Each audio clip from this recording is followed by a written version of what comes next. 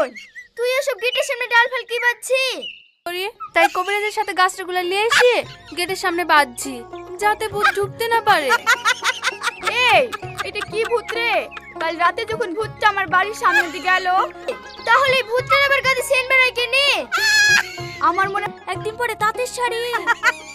তুই যাই বলিস না কেনে বোন, আমি কিন্তু ভূতের একটা জিনিস লক্ষ্য করেছি। তোদের বাড়ির সত্যি সত্যি তো আমাদের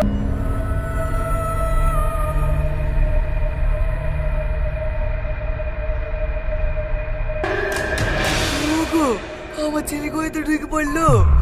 আমার ছেলে কোনো ক্ষতি করে দেবে না তো?